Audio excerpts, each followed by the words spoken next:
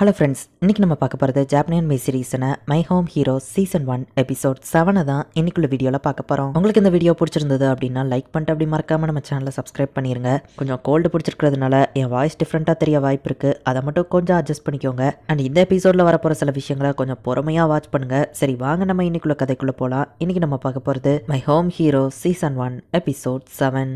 கியோயிச்சி வந்து உன் பாய் ஃப்ரெண்டை காணல அப்படின்னு சொல்லி கேட்கவும் ரேகா வந்து ஷாக் ஆகுறா. ரேகா கிட்ட அவன் வேற எதுவும் கேட்கல, அமைதியா அங்கேருந்து போயிருந்தான். அம்மா யார் இவரு, அப்பா இதுக்கு இவர்கிட்ட எல்லாம் தேவையில்லாம நோபட்டோவை பத்தி பேசுறாரு அப்படின்னு சொல்லி ரேகா கேட்கறா. இவர் அப்பாவோட கிளைண்ட் அது வந்து ஏன் சொன்னார்னா அப்படின்னு சொல்லி அவங்க யோசிச்சுட்டு இருக்கவும் ஜஸ்ட் சும்மா ஃப்ரெண்ட்லி அட்வைஸ் அவர்கிட்ட கேட்டேன், அவ்வளவுதான். நோபட்டோவும் உன்னைய பத்தி தெரிஞ்சுக்கிட்டுதான் அப்படின்னு சொல்லி நம்ம ஹீரோ சொல்லவும் அதுக்கே நீங்க அவர்கிட்ட கேட்டீங்கன்னு ரேகா கேட்கறா. உங்க அப்பாவோட கிளைண்ட் அப்படி சொல்லக்கூடாது தான், பட் அவர் ஒரு பொம்பளை பொறுக்கி நிறைய பொண்ணுங்க கூட பழகிருக்காரு, அதனாலதான் அவர்கிட்ட கேட்டாரு அப்படின்னு சொல்லி நம்ம ஹீரோ வைஃப் சொல்றா. உண்மையாவா அப்படின்னு சொல்லி ரேகாவை கேட்டுட்டு விட்டுருதா. அப்படி நடந்ததுக்கு நம்ம மன்னிச்சிருக்கோங்க, டாய்லெட் பேப்பர் வேணுமா அப்படின்னு சொல்லி காசன் வந்து அவனை கலாச்சு அனுப்புறா. கியோயிச்சி அங்கிருந்து கிளம்பவும் இப்ப நம்ம எங்க போறோம் நம்ம ஹீரோ கேட்கறான். நீயே தெரிஞ்சுப்ப அப்படின்னு அவன் சொல்றான். ரேகா வந்து வீட்டை விட்டு வெளியே கிளம்புறா. வீட்டுக்குள்ளே இருக்கிறது போர் அடிக்க அப்படின்னு சொல்றா. அதுக்குள்ள கிளம்புறியா, சரி இருட்டுறதுக்குள்ள வீட்டுக்கு வந்துரு அப்படின்னு சொல்லி காசன் சொல்லி அனுப்புறா. நம்ம ஹீரோ ஹார்ட் மூலியமா நம்ம ஹீரோவும் கியோயிச்சியும் என்ன பேசுறாங்க அப்படிங்கறத காசன் வந்து கேட்க ஆரம்பிக்கிறா. கியோயிச்சியோட லேப்டாப்ல இன்ஸ்டால் பண்ண அந்த கீழாகரையும் இமெயில் வழியா ஆக்சஸ் பண்றா. இனிமேல் அவன் என்ன இமெயில் அனுப்பினாலும் அது இவங்களுக்குமே தெரிஞ்சிடும். பாத்ரூம் குள்ள இருக்கும்போது கூட இவன் இமெயில் தான் அனுப்பிட்டு இருந்திருக்கானா, என்ன இமெயில் அப்படின்னு சொல்லி காசன் செக் பண்ணி பாக்குறா. ரேகாவோட ஷோக்குள்ள ஒரு பேப்பர் இருக்கு. ஹாய், நான் தான் கியோயிச்சி, இதுதான் என் இமெயில் அட்ரஸ், என்ன கான்டாக்ட் பண்ண அப்படின்னு அந்த பேப்பர்ல போட்டிருக்கு. ஃப்ரைடேக்குள்ள நோபட்டோவை கண்டுபிடிக்கலன்னா இந்த டெட்ஸோ டோஸோவை போட்டு தள்ளிட்டு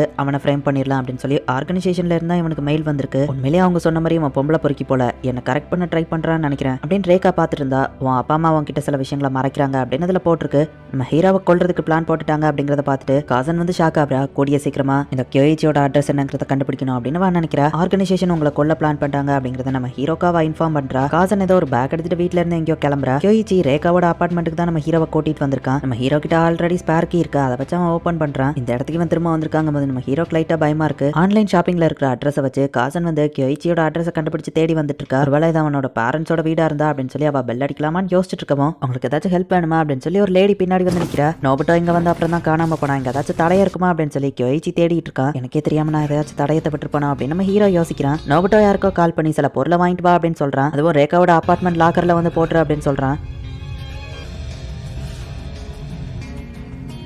என் வாழ்க்கையோட லாங்கஸ்ட் வீக் நான் அது இதுதான் அப்படின்னு நம்ம ஹீரோ யோசிக்கிறான். ஆன்லைன்ல ஆர்டர் பண்ணதுல உங்களுக்கு கூப்பன் விழுந்திருக்கு அப்படின்னு கிஃப்ட் கொடுக்குற மாதிரி காசன் இந்த வீட்டுக்கு வந்திருக்கா. ஒரு காலத்துல சாப்பாடுக்கே வழி இல்லாம இருந்தோம், அப்புறம் தான் என் பையன் நல்லா சம்பாதிக்க ஆரம்பிச்சேன், ஆர்கானிக் ஃபுட்ஸா வாங்க ஆரம்பிச்சேன். அப்புறமா எனக்கு ஆர்கானிக் ஃபுட்ஸே ரொம்பவும் பிடிக்க ஆரம்பிச்சிச்சு. ஆன்லைன்ல அவன் தான் வாங்கி திருப்பான், இப்போ அதுக்கு கிஃப்ட் வேற விழுந்திருக்கான்னு அவங்க கேட்கவும் ஆமா உங்களுக்கு நிறைய கூப்பன் விழுந்திருக்கு அப்படின்னு சொல்லி காசன் சொல்றா. அவன் அங்க இருக்கிற ஒரு போட்டோவை பார்க்கவும் என் ஹஸ்பண்ட் ஒரு செஃபா இருந்தாரு, நாங்க இங்க தான் ஹோட்டல் நடத்திட்டு இருந்தோம். அப்புறமா ஒரு பெரிய ஆர்கனைசேஷன் வந்து ஹோட்டல் எழுதி தர சொல்லி கேட்டாங்க. ஈவன் போலீஸ்ட கம்ப்ளைண்ட் பண்ணாலும் எந்த பிரயோஜனமும் இல்ல. அவங்க கொடுத்த பிரச்சனை தாங்க முடியாம என் ஹஸ்பண்ட் தூக்கில தொங்கி இறந்துட்டாரு. லைஃப் கொஞ்ச காலத்துக்கு மோசமா போச்சு. அப்புறம் என் பையன் தான் என்ன பாத்துக்கிட்டான். இப்போ அவன் நல்லா சம்பாதிக்கிறான். காசு சேர்த்து வச்சு அவங்க அப்பா மாதிரியே ஒரு ஹோட்டல் ஆரம்பிக்கணும்னு எனக்கு ப்ராமிஸ் பண்ணிருக்கான். என் பையன் மட்டும் இல்லைன்னா நான் நேரத்துக்கு உயிரோட போய் இருந்திருக்க மாட்டேன் அப்படின்னு அவங்க அம்மா அலறாங்க. நோபட்டோவோட இமெயில் இதுல லாகின் பண்ணிருக்கேன். ஃபேக்கான வீடியோவை எடிட் பண்ண மாதிரியும் இதுல ஆதாரம் இருக்கு. இந்த டேப் அப்புறமா நோபட்டோவோட மிஞ்சி இருக்கிற சில போன்ஸ் ஆர்கனைசேஷன்ல இருக்கிற யாராச்சும் ஒருத்தர் வீட்டுல நம்ம இதை வச்சுட்டா அவங்க தான் டார்கெட்னு அவங்க நம்பிடுவாங்க அப்படின்னு நம்ம ஹீரோ சொல்லுவோம். அப்ப இன்னொருத்தங்களை நம்ம சாக்ரிஃபைஸ் பண்ணணுமா அப்படின்னு வா கேட்கறா. இன்னொருத்தங்களை சாக்ரிஃபைஸ் பண்ணலன்னா நம்ம சாக வேண்டியதான் அப்படின்னு நம்ம ஹீரோ சொல்லியிருப்பான். இவங்க ஃபேமிலியை சாக்ரிஃபைஸ் பண்ணி தான் நாங்கள் தப்பிக்க போகிறோங்கிற ஃபுல் விஷயமும் எனக்கு நல்லாவே தெரியும்.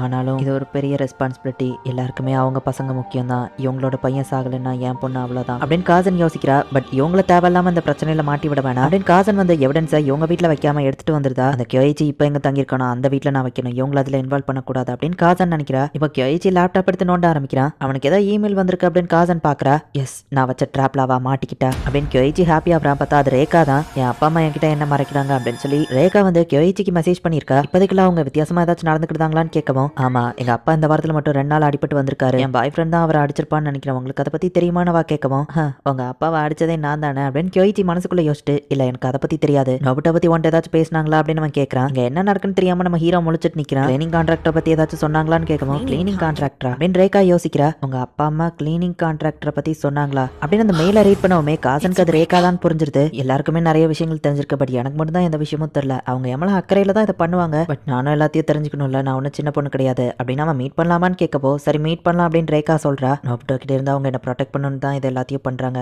ஆனாலும் எனக்கு மட்டும் ஏன் எந்த விஷயமும் தெரியாம இருக்கு. இதுல நானும் தானே இன்வால்வ் ஆயிருக்கேன் அப்படின்னு ரேகா யோசிக்கிறா. வேண்டாம் ரேகா இதை மட்டும் பண்ணாத அப்படின்னு சொல்லி அவங்க அம்மா மனசுக்குள்ள நினைக்கிறாங்க. நான் திரும்பி வர்றதுக்குள்ள நீங்க இருந்து எஸ்கேப் ஆகணும்னு நினைச்சா அவ்வளவுதான். நீ எங்க இருக்கன்னு ஜிபிஎஸ் எனக்கு காட்டி கொடுத்துரும் அப்படின்னு கியோயிச்சி கிளம்புறான். அவன் ரேகாவை மீட் பண்ண தான் போறான். நம்ம ஹீரோக்கு வைஃப் மெசேஜ் அனுப்புறா.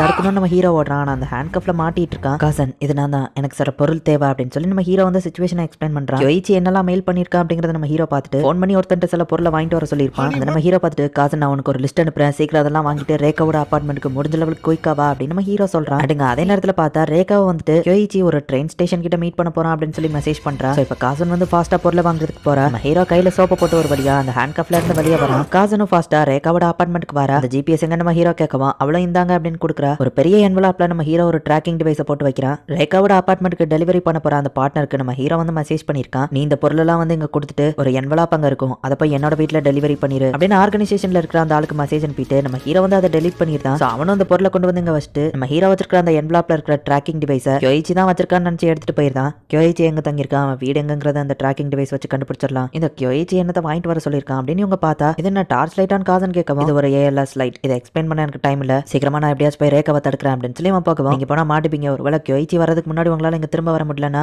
இதை நான் பாத்துக்கிறேன், ரேகாவை நான் ப்ரொடெக்ட் பண்றேன், நீங்க நம்மள ப்ரொடெக்ட் பண்ணுங்க அப்படின்னு சொல்லி காசன் சொல்றா. சரி நம்ம ஹீரோ டக்குன்னு அந்த பார்சலை எடுத்துட்டு ஒரு கால் டாக்ஸியை பிடிச்சு போக ஆரம்பிக்கிறா. ஆர்கனைசேஷன்ல இருக்கிற ஆளு கியோயிச்சி தான் வந்து அந்த என்வலப்பை வச்சிருக்கான்னு நம்பி உள்ள ட்ராக்கிங் சிஸ்டம் இருக்குன்னே தெரியாம கியோயிச்சி தங்கி இருக்கிற வீட்டுக்கு அதை கொண்டு போயிட்டு இருக்கான். ரேகாவோட அபார்ட்மெண்ட்ல நம்ம ஹீரோ அவனோட போனை வச்சுட்டு இன்னொரு போனுக்கு கால் ஃபார்வர்டிங் வர மாதிரி பண்ணிருக்கான். ஹீரோ ஜிபிஎஸ் லொகேஷன் ரேகாவோட அபார்ட்மெண்ட்ல தான் காட்டும். கியோயிச்சி கால் பண்ணாலும் நம்ம ஹீரோ இங்க இருந்தே பேசிக்கலாம். இந்த கியோயிச்சி தங்கி இருக்கிற வீடு பக்கத்துல இருக்கணும், நான் சீக்கிரமா திரும்ப வர மாதிரி இருக்கணும் அப்படின்னு நம்ம ஹீரோ நினைச்சிட்டு போறான். அது கொஞ்சம் பக்கத்துல தான் இருக்கு. இதுதான் கியோயிச்சி தங்கி இருக்கிற அபார்ட்மெண்ட் அப்படின்னு நம்ம ஹீரோ பார்த்தா கியோயிச்சி நம்ம ஹீரோக்கு கால் பண்றான். போன் எடுக்க எவ்வளவு நேரமா அப்படின்னு கியோயிச்சி கேட்கப்போ சாரி நான் கொஞ்சம் பதட்டத்துல இருந்தா நம்ம ஹீரோ பேசிட்டு இருக்கும் போதே டக்கு நம்ம காலை கட் பண்ணிருந்தான். நம்ம ஹீரோ பெரிய என்வலப்பா வச்சிருக்கு. 2 ரீசன் இருக்கு. லாக்கரை ஓபன் பண்ணலாம்லயே என்வலப்பா எடுத்துடலாம் அண்ட் கியோயிச்சியோட பிளாட் நம்பர் எதுங்கிறதையும் நம்ம ஹீரோ கண்டுபிடிச்சிட்டான். அப்போ லிஃப்ட் ஓபன் ஆகுது. பார்த்தா அந்த லிஃப்ட்டுக்குள்ள கியோயிச்சி இறங்கி வந்துட்டு இருக்கான். இதை பார்த்துட்டு நம்ம ஹீரோ செம ஷாக் ஆகுறான். இந்த இடத்துல இந்த எபிசோட் முடியுது. ரேகாவை மீட் பண்ண தான் கியோயிச்சி பேர்பான்ட்டு அவன் அபார்ட்மெண்ட்டுக்கு நம்ம ஹீரோ வந்தா. அவனோட அபார்ட்மெண்ட்ல இருந்தா கியோயிச்சி இப்ப வெளியே வரான். நம்ம ஹீரோவோட ஜிபிஎஸ் லொகேஷன் ரேகாவோட அபார்ட்மெண்ட்ல தான் காமிச்சிட்டு இருக்கோம். நம்ம ஹீரோ வேற போனுக்கு கால் ஃபார்வர்டிங் பண்ணிருக்கிறதுனால நம்ம ஹீரோ இப்பதான் அட்டன் பண்ணி பேசியிருக்கோம். கியோயிச்சியும் நம்ம ஹீரோ வந்து ரேகாவோட அபார்ட்மெண்ட்ல தான் இன்னும் அந்த ஹேண்ட் கஃபோட இருக்கான்னு நினைச்சிட்டு இருந்தா. இப்போ நம்ம ஹீரோவை மட்டும் அந்த கியோயிச்சி இந்த அபார்ட்மெண்ட் முன்னாடி பார்த்துட்டோம்னா அவ்வளவுதான். என்ன நடக்க போகுது அப்படிங்கறத நெக்ஸ்ட் எபிசோட் பார்த்து தெரிஞ்சுக்கோங்க. அண்ட் உங்களுக்கு இந்த வீடியோ பிடிச்சிருந்தது அப்படின்னா லைக் பண்ணிட்டு அப்படி மறக்காம நம்ம சேனலை சப்ஸ்கிரைப் பண்ணிருங்க. தேங்க்யூ ஃபார் வாட்சிங். Bye guys. நெக்ஸ்ட் எபிசோட்ல மீட் பண்ணலாம்.